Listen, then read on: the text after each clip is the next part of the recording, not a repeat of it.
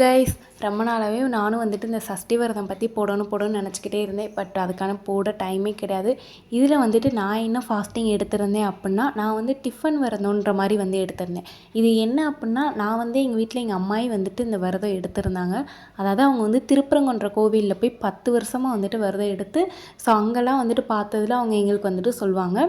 So அதை பார்த்து தான் நாங்களே வந்துட்டு எப்படி எடுக்கணுன்ற மாதிரி எடுத்திருந்தோம். ஸோ டிஃபன் விரதம் அப்படின்ற வந்து காலையில் நம்ம 3 இட்லி சாப்பிட்றோம்ல, அதுக்குங்கிட்ட அதோட அவ்வளோதான். திரும்ப வந்துட்டு நைட்டு வந்து சாப்பிட்றது தாங்க.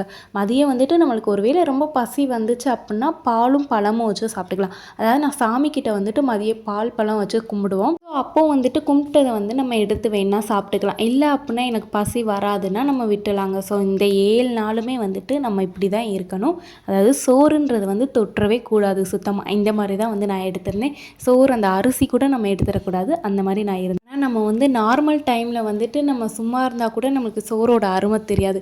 இந்த மாதிரி விரதம் எடுக்கிறப்ப தான் வந்துட்டு எப்படான்ற மாதிரி இருக்கும்.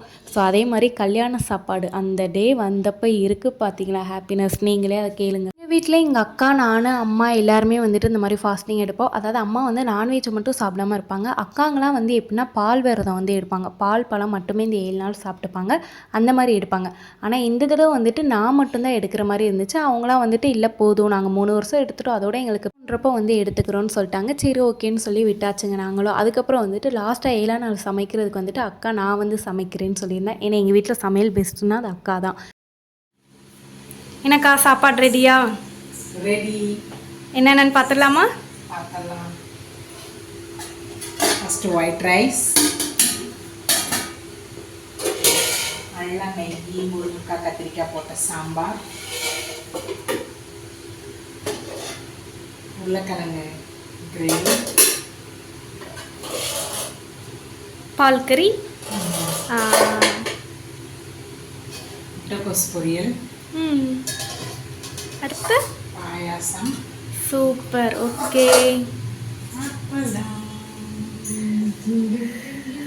இந்த மாதிரி தாங்க வந்துட்டு வீட்டில் எல்லா சாப்பாடுமே கல்யாண சாப்பாடுனா எப்படி இருக்கும் நம்மளுக்கு தெரியல. அந்த மாதிரி வந்துட்டு பிடிச்சது எல்லாமே வந்து பண்ணியிருந்தாங்க. எனக்குமே ரொம்ப ஹாப்பியாகிடுச்சு. அதுவும் அந்த சாம்பாரில் நெய் ஊற்றி சமைச்ச சாப்பாடு இருக்கே, ஐயோ உண்மையிலே சூப்பருங்க.